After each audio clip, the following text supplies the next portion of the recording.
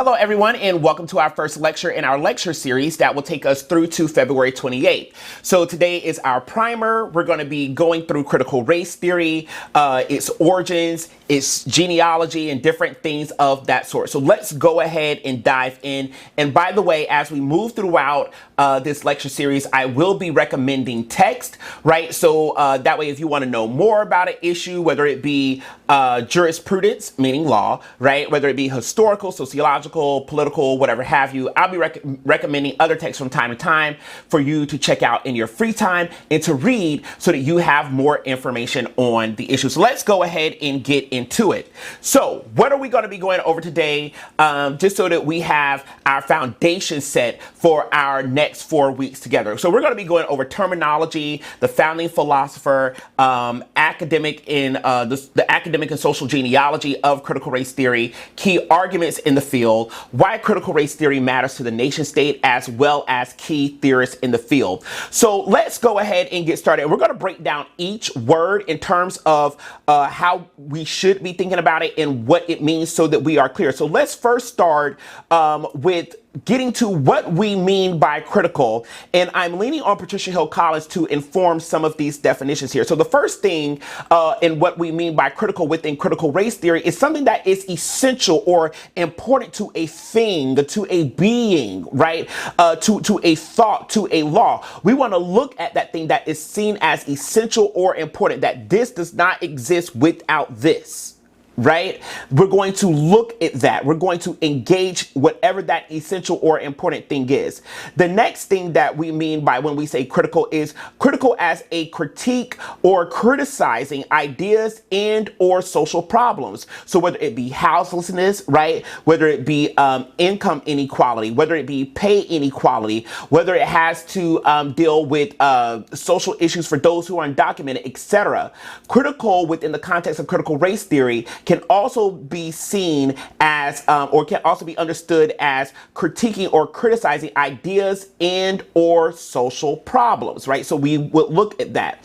The next thing that we do as well within the meaning of critical is we mean critical as being actively analytically engaged. What does that mean? That means that we are looking at law, we are looking at public policy, we are looking at statutes, and we are reading it line by line, word by word. We're looking at whether that is a period, whether that is a comma, whether it's a semicolon, whatever have you, right? We're going to break that down because there is a huge difference between and or, right?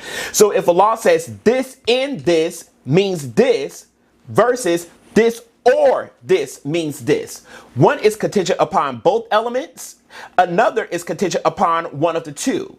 And so that's going to be important when we are looking at law and how it informs social issues and outcomes and different things of that sort, right? So again, when we say being actively analytically engaged, we are talking about quite literally line by line. We're not just, reading just to read.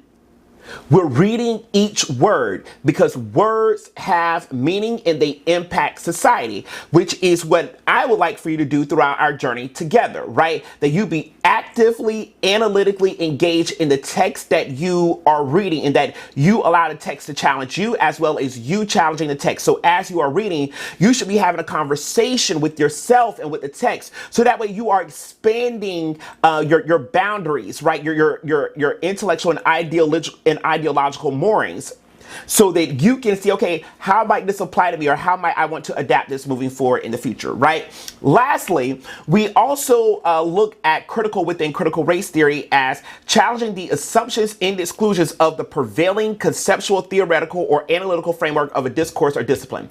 That's a whole lot of words just to say we look at what supports a particular conversation or a belief that informs it, and we get at that belief. What are the necessary elements or the essential or important parts of that particular belief and what informs that belief, and we pull that apart, meaning that we look at the substructures of a thing, right? So an example, if I could give you an example, we would say, okay, well, red means stop. Okay, well, who came up with red? Why is red stopped and not purple? Why are we using that, right? So critical race theorists, we go into the weeds of it. And we get down in the substructures to say, okay, you say this about this, but what informs that? Another relevant real-time example, let's look at the phrase or the paradigm of make America great again, okay? What is meant by that?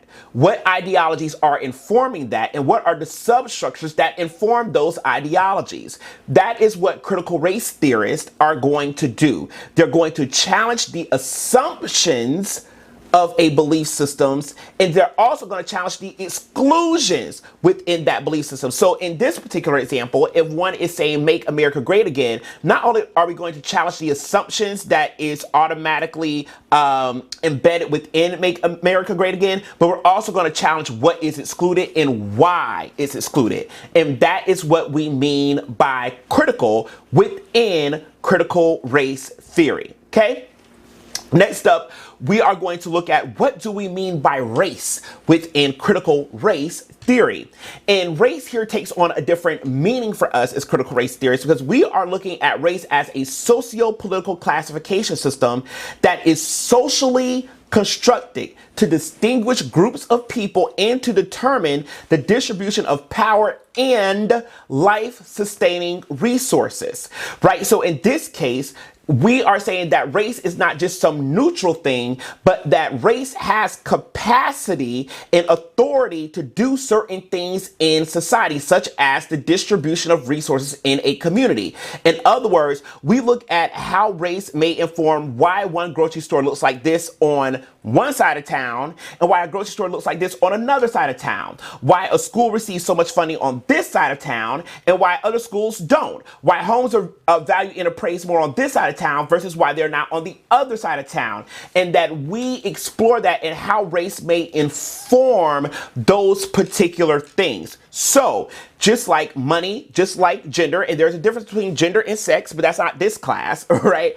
But money, gender, race, etc. are all socially constructed. These things are not naturally occurring within nature, right? That race had to be made. Now, if this was one of the history courses that I would normally teach, I would walk you through the creation of race and how we got there, but that's not what we're doing here. So the main point being here is to understand that critical race theorists see and interpret race as having a type of capacity, a type of job to do within society, that it is a technology of the nation state that gets at a certain thing, that does a certain things, that allows for certain outcomes to take place. Okay. Lastly, we also look at theory. And what do we mean by theory? What is theory? What we are simply saying, sorry about my locks there. What we are simply saying is that when it comes to theory, is that theory is a systemic set of ideas and statements about the world, or in other words, paradigms which work to define the world we live in, as well as give meanings to symbols, objects, and characteristics. In other words, a set of ideas that informs what you see. Okay? So when you see that, again, when you see red, you know, and it's on a red light, you mean stop. Yellow means proceed with caution, right? Green means go. And what we do is we look at the paradigms that informs those colors, to use that particular example again. So when we put all of those things together, these are the definitions behind the terms, quite literally the words, critical race theory. So when we put it all together, what is critical race theory in terms of an academic discipline?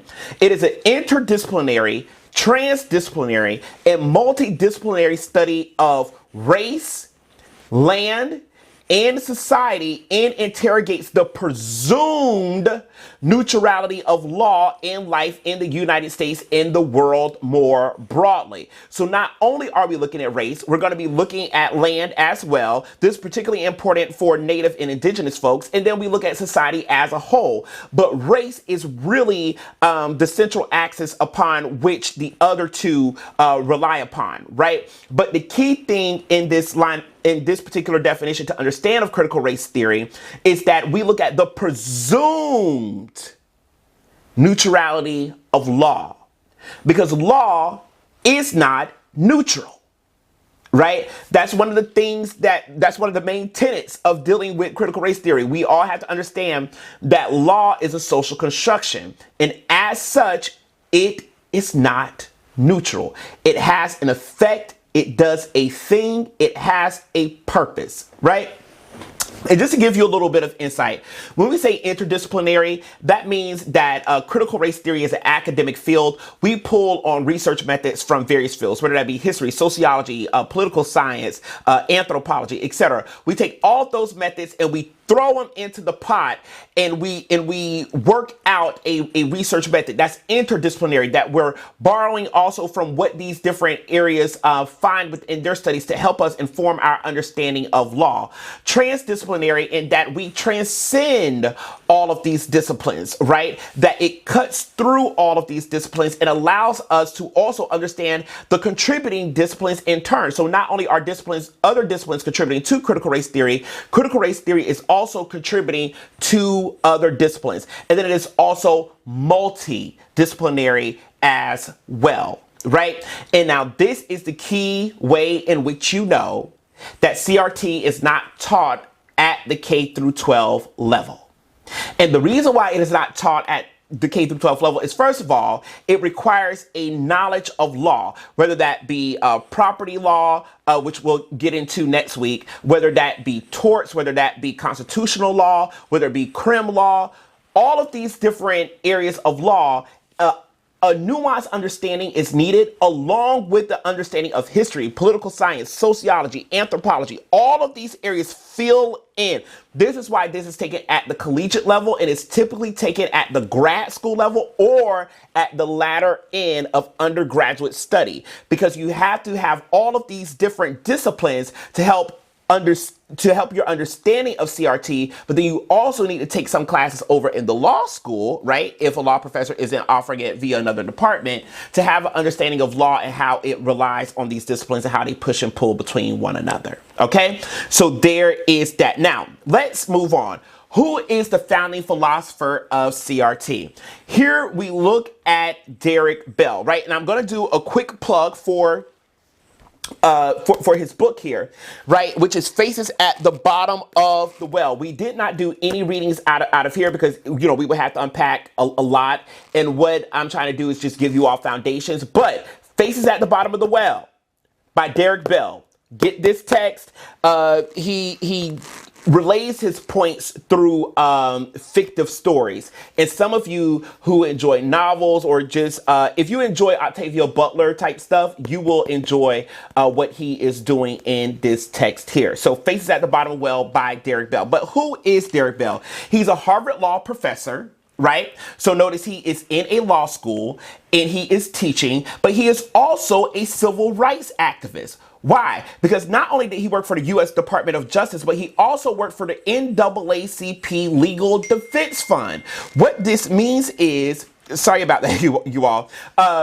What this means is that he is not only talking about this from a theoretical point of view, he is engaging society and law from practice. And where does that practice come from? The NAACP in his time there, and what he did in the Legal Defense Fund, and how he found out law was operating. That becomes important. The difference between how law is written and how law is experienced matters. Right? And so Derek Bell is taking his knowledge of law, his teaching of law, and his application of law through practice, right? And it informs critical race theory. And as a matter of fact, some of your key critical race theorists, you will find out if you do their research backgrounds, they come out of Harvard and they studied under Derek Bell, right? So what are some other things that he did? He was key in desegregating schools in Mississippi. So we see that he is an activist. Not only is he in the courtroom, but he's also in the streets. He's not just talking from the ivory tower. He is applying this knowledge and he's seeing what is working. So it's not just theoretical. It's not just courtroom. It is also in the streets. So he's pulling all of these things together. And so what he did as a result of this is he grounded critical race theory in law, and a knowledge of law becomes essential to understanding critical race theory and what it is doing, because critical race theory is not just a type of class that you take, right? Even though one can take it as a course, critical race theory is also grounded in social justice. It is action oriented. Peep game, it is action oriented. So that is going to mean something to the nation state. When you're dealing with an academic discipline that's not just about opening up a text and reading, but that prompts those who studies that particular field to be social justice oriented and to care about their neighbor and to take actions and steps, right, to remedy any discomfort or marginalization that may be taking place. More to come on that in a moment. But he established CRT as a departure from critical legal studies. The whole, and I'm going to move over to that now, but the whole point being here is that Derek Bell is the founding philosopher for critical race theory here in the States, and that particular wording will make sense in a little bit. So let's go further.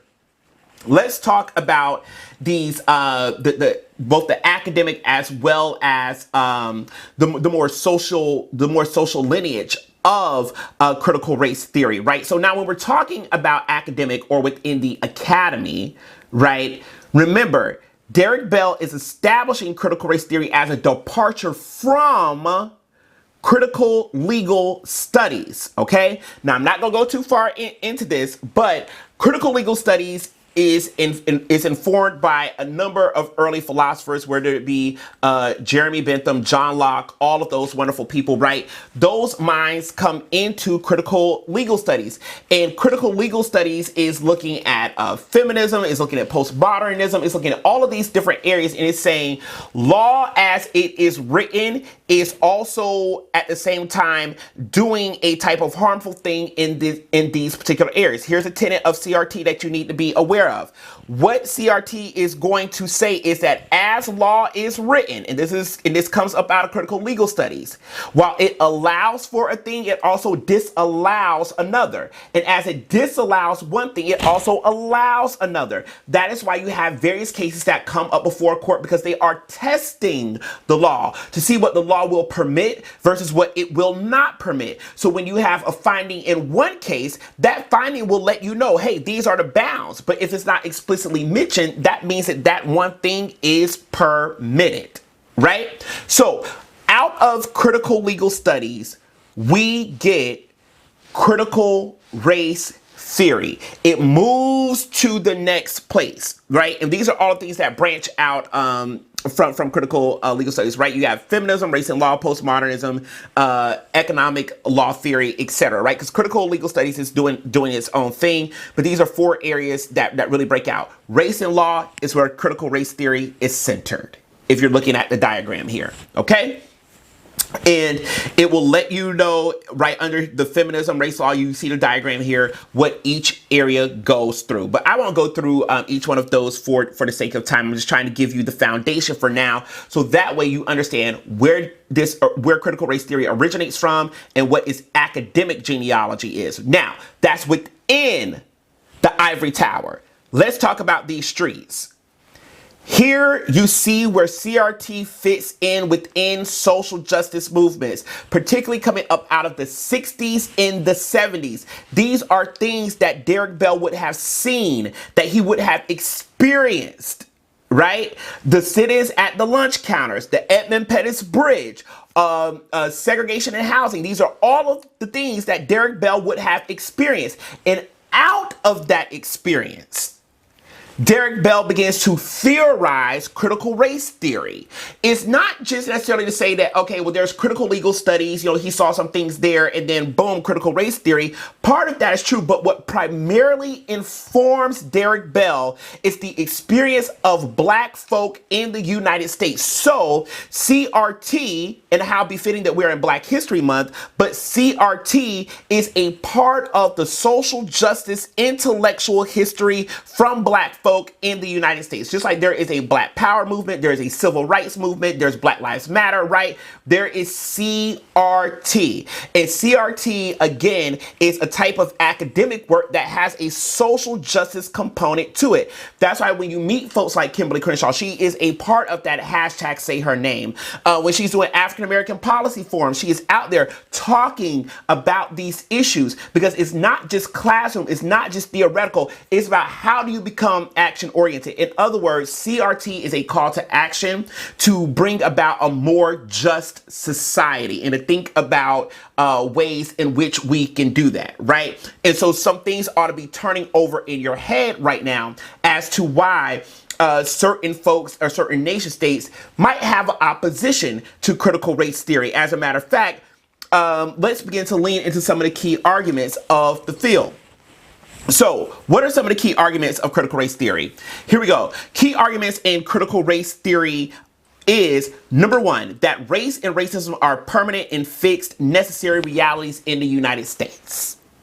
Now, what does this mean? Before, folks freak out on me, right? What does that mean?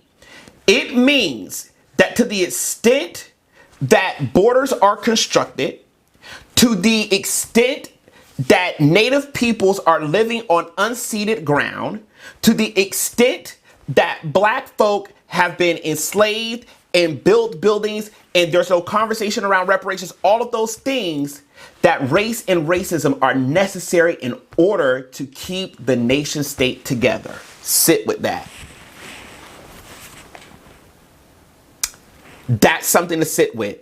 That is the primary tenet of CRT, that these are permanent fixtures, because it becomes impossible to say, well, this is the United States and Native and Indigenous folks are on these small pieces of land that we call reservations, right? And to the extent that we say, well, that's yours over there and the rest of this is the United States, that means that the U.S. would constitute a colonial power, right? And to the extent that the colonial power remains where it is, and Native folks remain where they are pushed onto those particular land areas, and I'm using Native and Indigenous folk as an example here, then we have a problem. Because then the actions of the state are indeed racist. And it becomes a necessary reality in order to hold the nation state together. Think about this, right?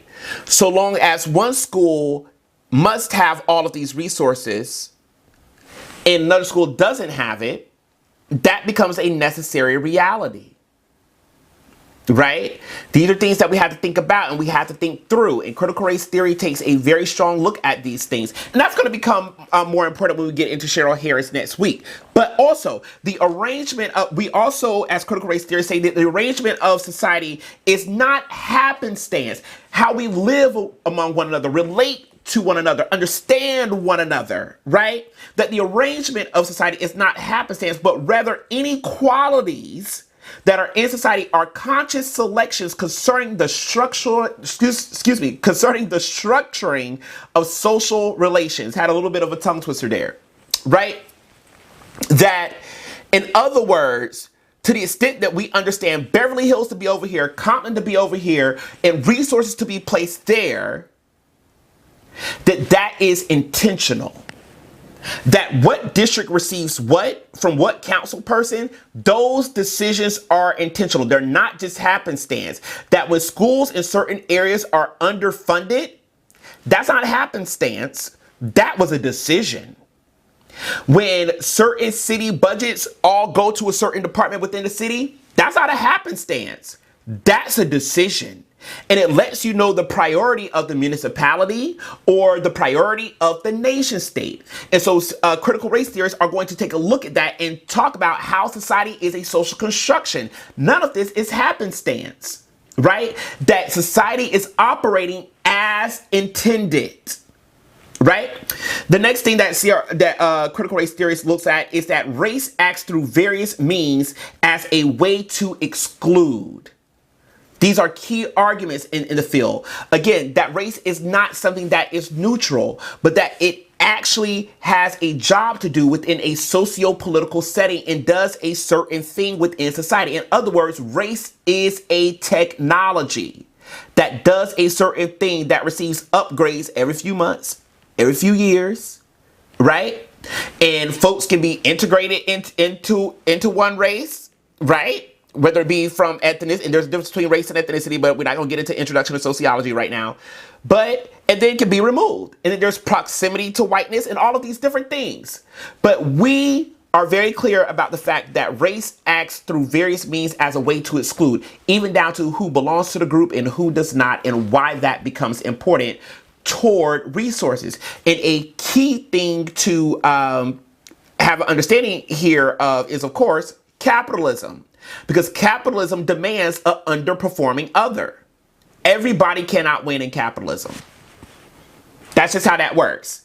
And so a critical race theorist is going to take a look at, well, how does race act through capitalism? And in turn, how does capitalism act on race? And how does capitalism animate race as a means to generate sustained inequality over both space and time? Lastly, a key argument in the field is that social institutions causes race, as well as other social designations such as gender, to matter, which results in social marginalization, discrimination, and the stratification of rights and social misrecognition, right? That institutions causes race to matter. Who we talking about? Banks. Who we talking about? Educational institutions, right? And if you go back and you read a wonderful book called The Color of Law, there's a book recommendation, right? It talks about how banks redline certain communities. It would not it would not fund mortgages in certain communities. It would fund them in other communities, right? So how social institutions causes race to matter. In other words, that to the extent that race is a technology, that it is an invention, there has to be an interlocutor, if you will, that gives that technology meaning, that causes race to matter. Because otherwise it's just sitting out here and it's doing nothing. But within the polity, it has to do something, or within society, it has to do something. And it's up to social institutions to cause that thing to matter.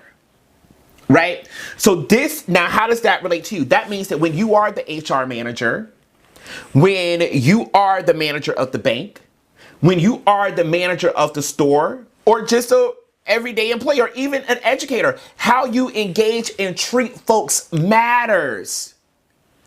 Because you, as a representative of the institutions, causes race to matter in a specific way. So, an example, recently when the United States said, hey, we're no longer going to teach about the Tuskegee Airmen in this particular institution, that caused race to matter, because it said that particular part of Black history does not matter, because we do not see that as a critical part of United States history. And to the extent that that particular history of the Tuskegee Airmen did not matter, then those who reflect the Tuskegee Airmen also do not matter. Catch it? Right? So the particular ways in which social institutions causes race to matter.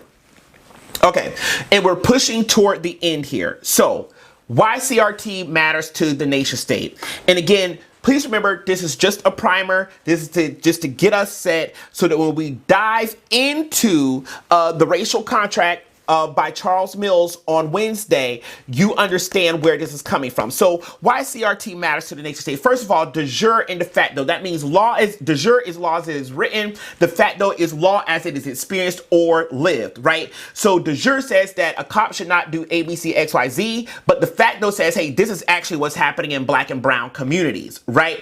And CRT matters to the nation state because CRT exposes the difference between the two, because that is what we study. That is what we do publishing around, right? That is what we do social justice movements around. Again, Derek Bell was a civil rights activist who participated in school desegregation, right? Then we have the example of Kimberly Crenshaw, would say her name, in the African American Policy Forum, and there are so many others as well. But CRT, again, is not only in the classroom, but also in the streets. It exposes the chasm between de jure, meaning law as it is written, and de facto law as it is experienced. So you can put something on paper, but that doesn't necessarily mean that that is what you will experience, right? All right, and we're back. Sorry about that. There was a little adjustment with the camera, but nonetheless picking up where we left off. I'll be sure to adjust those settings in the future so that we don't have that disruption that takes place. But in either case, CRT exposes the difference between de jure and de facto, right? And it makes those things real. So what it also does, and the reason why it matters to the nation state, is that it has the capacity to map struggles across difference. In other words, it allows those who are of differing groups, whether it be along the lines of race, ethnicity, gender, sex, sexual orientation, whatever have you, to understand one another. And to say, hey, well, this is happening over here, that's happening over there. Let's do something about that. And what does that look like? CRT is uniquely positioned to map those struggles. And now what does that mean for the nation state? That means that the people within society, the people within the polity, right, understand that their struggles aren't against one another, that their struggles aren't horizontal, but that the struggle is vertical. And that is the power and capacity of CRT. And that is why it matters to the nation state and why the nation state would try to constrain it. Again, because it's not just about what happens in the classroom. It's about saying, okay, let's organize, let's do this, let's address this particular issue. And now that we understand one another and we're not fighting over resources, we can now have a conversation about what does it mean to do community organizing and come together and to understand that our struggles are not against one another, but that our struggle is vertical. That brings a new light to the term, we the people. It also pushes and challenges us to think beyond our own limitations. Because particularly in the US, we think about me, mine, and I, right? But CRT says that if I can look across here and understand how you are living, whether good or bad, and you can do the same thing, and that we care about how we live and exist with one another, and that we are trying to create a more equal union, then we have to do something about that. That's why Derek Bell was in the streets, right? And that's why it's incumbent upon us to understand what CRT is doing because it calls people to action, right? And this is why it matters to the nation state, because it takes material realities that people are living in every day and helps to communicate that across differences. And it starts to get real after that. So as we wrap up here, who are some key theories that you should be aware of? First of all, Devin Carbato, who is at UCLA, he studies race and policing through CRT. Then you have Kimberly Crenshaw, who a lot of you are familiar with, who looks at race and gender, who I've referenced a lot in this lecture. And then you have Angela Riley, who looks at indigeneity and government within critical race theory, right? So it's not just black folks, right? You got Native and Indigenous folks, right? You have Chicano folks, right? You have Latino folks, right? You have a lot of people that come in on critical race theory, right? But who are able to map their arguments via the work of Derek Bell and what he has laid out and the intellectual social justice history that he has left behind as a legacy, so that we can expose these particular areas of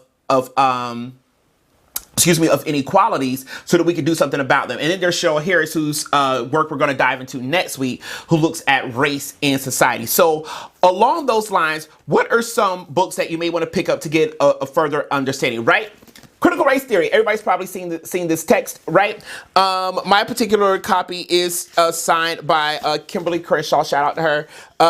Thank you, Professor Crenshaw. But critical race theory, it is a key text. It says the key writings that formed the movement. Keyword, the movement. It is a movement, and it is one of the longest running movements since about the 80s up to now, right? So been here a long time. So you might want to check that out. And then, of course, we'll talk about this the last week in the course, but you might want to pick up critical race feminism, right? Which is a complement to this, right? Because typically when we talk about race, race is informed by gender, right? And so we have to understand that in the United States, you cannot understand race without gender. You cannot understand gender without race. So we have critical race feminism, right? That allows us to understand the particular experiences of women. So with that being stated, this is the foundation lecture. Okay, so now that you have the context of critical race theory, now we can get into the weeds starting on Wednesday with Charles W. Mills in The Racial Contract. And I'll tell you all now, pay very close attention to the first sentence that he starts off with. It's important. I'll see you all next time. Peace.